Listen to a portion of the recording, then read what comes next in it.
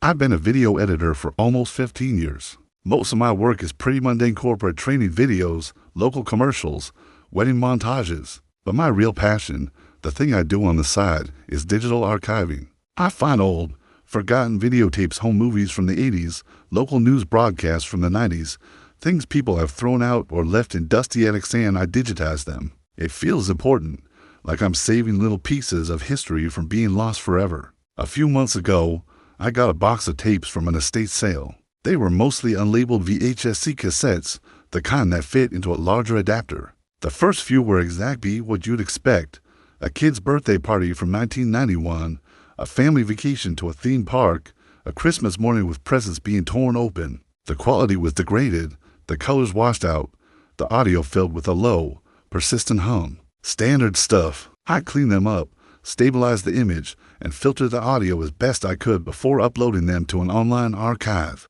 It was on the fourth tape that I first noticed something strange. The footage was of a simple backyard barbecue.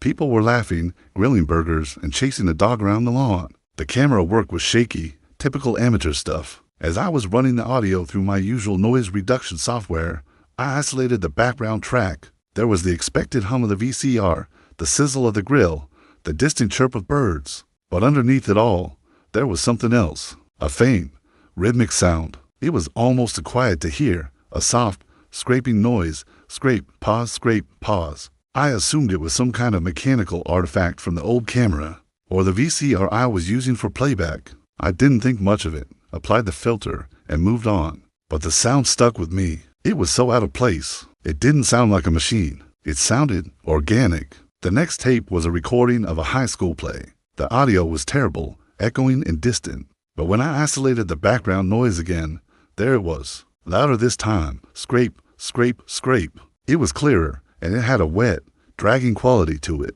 It sounded like something heavy and sodden being pulled across a rough surface.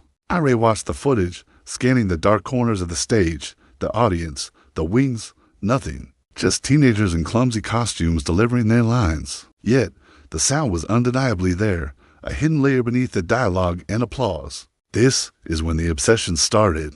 I went back to the first 3 tapes I digitized. I ran their audio through the same isolation process, and my blood ran cold. It was there, on all of them. The birthday party, the theme park, Christmas morning. The same scraping sound, buried deep in the mix, so faint you'd never notice it unless you were specifically looking for it.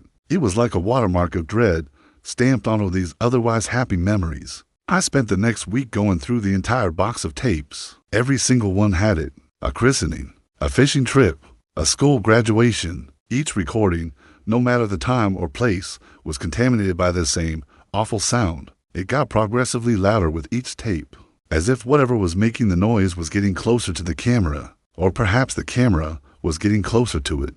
The logical part of my brain was screaming for an explanation. It had to be the equipment. Maybe my VCR was failing, adding this audio artifact to every tape I played. I tried a different VCR. The sound was still there. I tried a different capture card. Still there. I even took one of the tapes to a colleague's studio and used his professional-grade equipment. He was baffled. He could hear it too. A rhythmic, dragging scrape that had no source on the video itself. I started having trouble sleeping. I'd close my eyes and hear it. Scrape.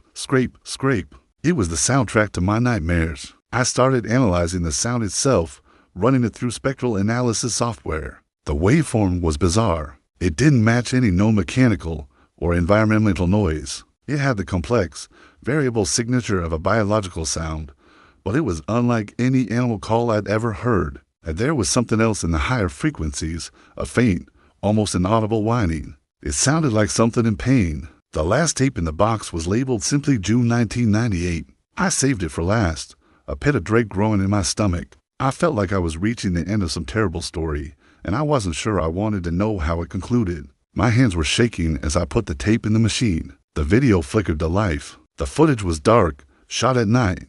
The only light source was the camera's built-in lamp, cutting a weak, narrow beam through the blackness. It was pointed at the ground, showing cracked pavement and overgrown weeds. It looked like an abandoned alleyway or a derelict industrial site. The camera operator was walking slowly, cautiously. The only diegetic sound was their own ragged breathing and the crunch of their footsteps on gravel, and the scraping. It was no longer in the background. It was the main audio, loud, clear, close. It was a wet, heavy, dragging sound accompanied by that high-pitched, agonized whine. It sounded like it was just a few feet away, just outside the circle of light.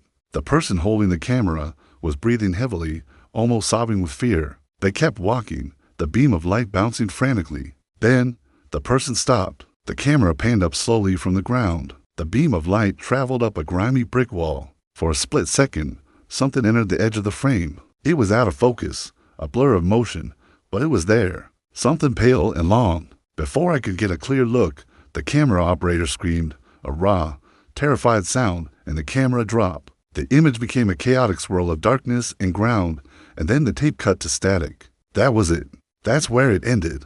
I sat there in my editing suite, the static hissing from my speakers. My heart was hammering against my ribs. I had to know what was at the edge of that frame. I went back, frame by frame. I sharpened the image, adjusted the contrast, did everything I could to make it clearer. The blur resolved into something that shouldn't exist. It looked like a limb, but it was too long, too thin. The skin was slick and gray, and at the end of it, where a hand or foot should be, there were just raw, scraped away stumps of bone. It was the source of the sound. The thing was dragging itself along on its own exposed bones. That wasn't the worst part.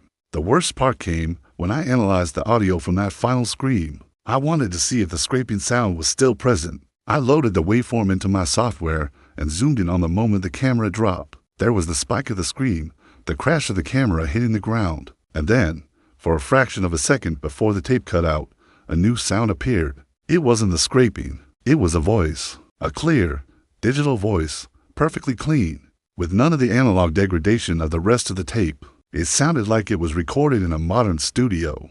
It sounded like it was right next to my ear. And it said my name. I threw my headphones off. I stumbled back from my desk, my chair crashing into the wall. I stared at the waveform on the screen. It was impossible. Absolutely, fundamentally impossible. An audio signal that clean, that modern, couldn't exist on a 1998 VHS tape.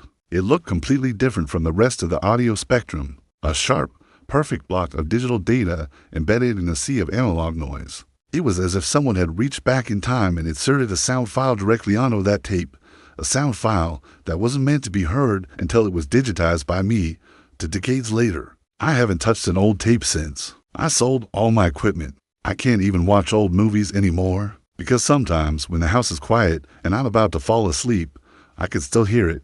That soft, rhythmic scraping, and I know, with a certainty that chills me to my very soul, that it's no longer just in the tapes, it's getting closer, and I'm terrified of what I'll hear when it finally arrives.